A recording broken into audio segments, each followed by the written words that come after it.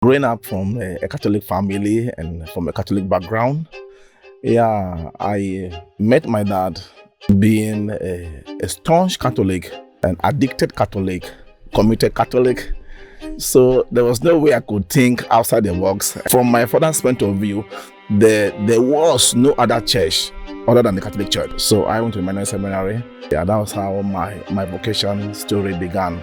Minor seminary. So I began to search where and how I could serve God in the capacity of a priest. Okay, what I will tell the young people is to have role models. They should have role models, and then they should try as much as possible not to be drowned or overwhelmed by peer pressure. They should know what they want. They should be able to think independently.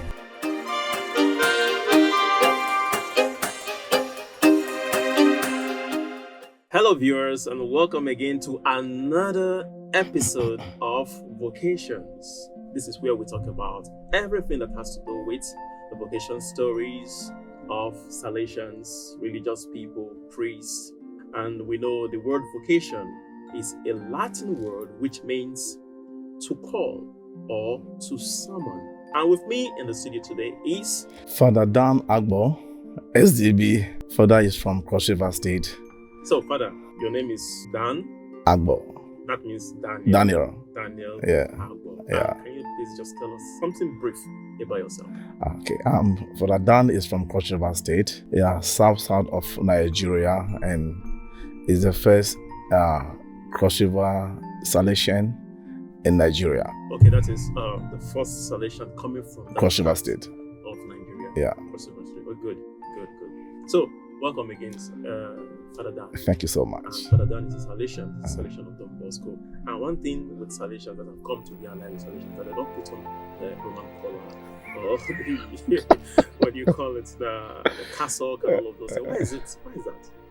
Yeah. You're a priest, right? You're a priest. I am a priest. A reverend father. Yeah. Yes. Appearing in a Roman collar or cassock, it kind of may create a distance between the Salesian and the young people. It may at times make us to look or appear formal, unapproachable. Okay. You just said something about the young people. Yeah. Why particularly the young people? Yeah. Our charism is all about working and being in the midst of the young people. Oh, great. Yeah. Great. Okay, so let's go back. So, Father Daniel, can you tell us what inspired you? When did you begin to nurse this idea of becoming a religious, or should I say a priest? Okay, growing up from a Catholic family and from a Catholic background, I met my dad being a staunch Catholic, an addicted Catholic, committed Catholic.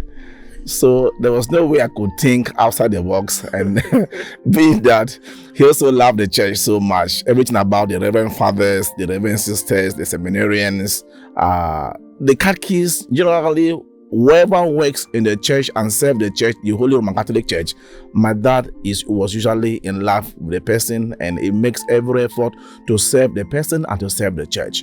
Wow. So wow. I use the word addicted. Yeah. Man, that's huge. That's big. So, from my father's point of view, there was no other church other than the Catholic Church. Oh, let us hold it there. Let's hold it there. Let's not go far. We are all Christians, and this is a Catholic setting, for sure. And at the same time, we are very, very open-minded to other realities. So, Reverend Father Dan, and your father loved the church, and as a result, you looking at your father as a role model, then you were tilting towards that direction. Exactly. So please, can you tell us about your vocation story? How did it come? The history of the vocation. Okay, based on my background of the Catholic family, and then always having priests among us, seminarians among us, whenever it is time for the apostolic work, within the month of July and August, we usually accommodate seminarians who come around. And then my dad was also close to almost every parish priest that comes around. to work in our parish, was a friend to the family. And that was how I began nursing the intention of becoming like them. Then I now asked him, told him I would like to go to the minor seminary. So I went to the minor seminary. Yeah. After that, that was how my vocation story began, minor seminary. So I began to search where and how I could serve God in the capacity of a priest. Yeah. So, can you run us through like your experiences in minor seminary? What were the pivotal points in that area? Okay. That place is, you could either make your value. You're right. Okay, those days in minor seminary, it was in Ogboma, Yala local government, in Cross River State. Yeah, Ogoja, precisely, Ogoja, but in Yala.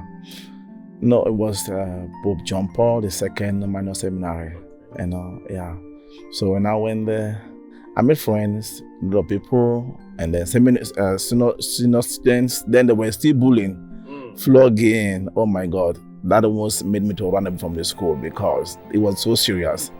But then we got a rector who never permitted flogging, bullying. So that made the place a home. Also, one of the days I loved so much in the school then was Sunday, because growing up at home, we used to pray in the rosary always, Then I joined the Legion of Mary. A lot of the rosary things, the meetings, talking, the corporal work of mercy, or the Legion work, So I love Sundays. And then Sundays are more like half-free days. You go to church, you come back, you rest, you eat, you sleep, then go to study. Yeah, I made friends, senior students, both senior and junior. Then, yeah. So I think they also had time to reflect about my life and to pray more. Yeah. Being there also, it made me to be independent in a way. I try to be a master and a man of my own thought, thinking, mentality, and activity. So I was a bit away from the home, so it made me not to be so attached to the house. Yeah, being a minor seminary, so I became independent in every aspect. Yeah, so it's made you to already start nurturing, or not just nurturing, making yourself become a man as a young child and all of that. So that's a wonderful one. That's a nice one. So looking back to your vocation story, looking back to this history of your vocation, can we rightly say that you are living a fulfilled life at this point in time? Yes, I am. I am living a fulfilled life because it is what I wanted. Great. My dad never told me, never knew anything about my intention. When I began the selection formation after my application, of course, I went straight to Ondo State because I didn't know that the selections were in Onitsha, which was close to me. I didn't. I went all the way to Ondo State. I met Father Silvio. So he told me, he asked me, where do I come from? Or where did I come from? I told him from Cross River. I said, okay, Onitsha close to you. Better I go to Onitsha, begin from Onitsha. Then he now wrote to Father Nicola to informing him that someone is coming. He's referring me to him. So that was how I went to Onitsha. And I began my formation from there. Whenever I go home those days, my dad used to ask me, would you like to go back? Will you go back? Will you go back? I told him, yes, is what I want. Yeah, I really what I want. So there was no pressure from anywhere. So my decision was mine. And I'm living it happily. Great. Yeah. Great. So from the beginning, you already knew what you wanted. I wanted. And that actually came from you being your own self from the minor seminary. Yeah. And things like that. Yeah. Wonderful. Wonderful. So, we're coming close to the end of our conversation. What the words of advice would you like to share with upcoming youngsters who want to consider this kind of life? Okay, what I will tell the young people is to have role models. They should have role models, and then they should try as much as possible not to be drowned or overwhelmed by peer pressure. Yeah, they should know what they want. They should be able to think independently and have a willpower in themselves. Great. Yeah. Nice one. So thank you very much, Father Dan. It's a pleasure. Thank you. It's a pleasure. It's a pleasure to have you in at 43 studio to have this conversation on vocations with you. So, dear viewers, you've heard, young people, youngsters, those of you who are looking forward to becoming a Salesian, a priest, or any other thing in life, you have to be your own self. Being your own self means that you are making your decisions for yourself, that you are aware of what you want for yourself and all of that. So stay tuned for the next episode of Vocations. I remain your host, Tony Mabio. Bye.